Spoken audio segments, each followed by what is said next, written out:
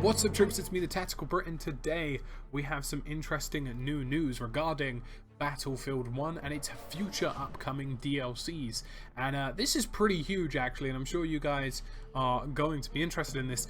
The future concepts of all the new DLCs that are going to come to Battlefield 1 have been entirely revealed, including all of their names, which is pretty cool and interesting.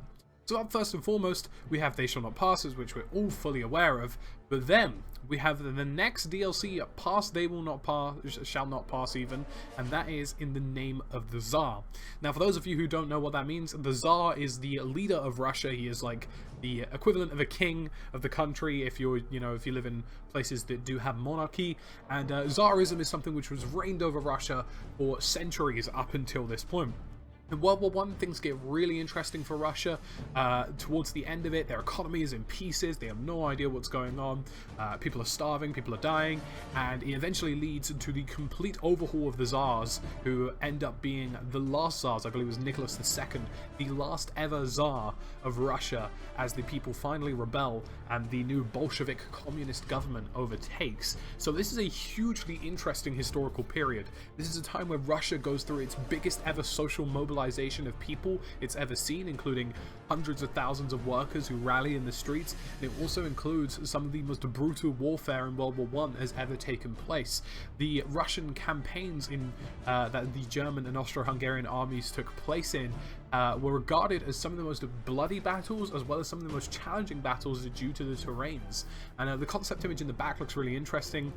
We've got some horseback offensives, we've got the inclusion of trains, lots of mountainous and snowy terrain, and I think it's really healthy that the game is starting to branch into some different styles of map design, including snowy maps and things like that. At the moment, things do look a bit, I wouldn't say samey, but we're kind of used to certain weathers and it's a bit weird, and nobody really has any much differentiation between maps. But this looks like it's bringing something a bit new to the fold, a lot more vertical, a lot more weather orientated, and we can even see the inclusion of what appears to be a train related behemoth up in the top left on this huge bridge. So a very interesting DLC coming up next, and it will of course include the Russian army.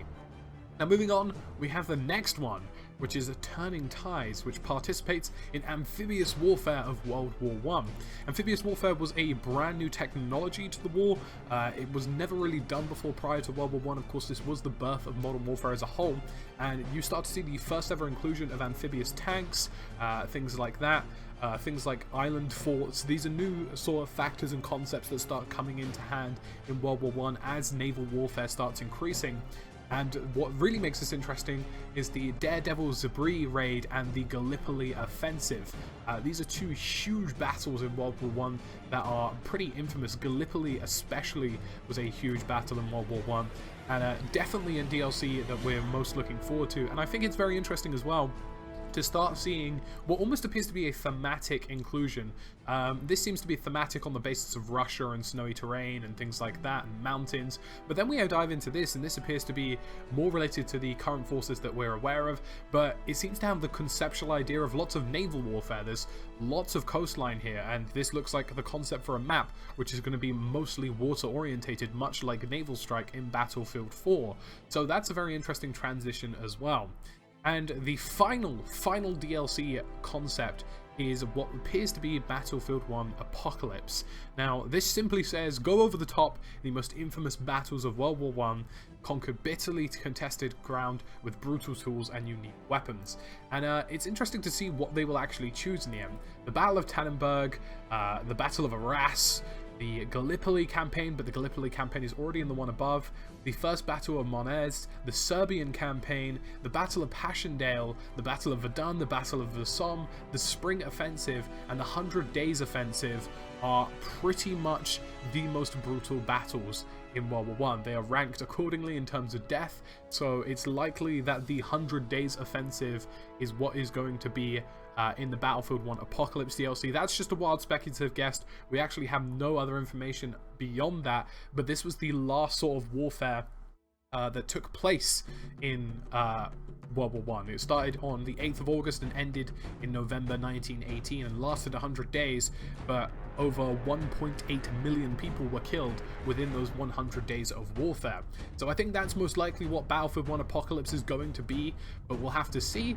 But other than that, things are looking incredibly interesting. We're starting to see the reintroduction of somewhat thematic DLC, which is something I appreciate. The introduction of new armies and the introduction of a lot of variety. You know, just scrolling through this alone, we're going from snowy covered mountains to naval warfare to what is most likely going to be absolute all-out hell, and I think that's a really impressive step to take, and I think it's going to be very successful.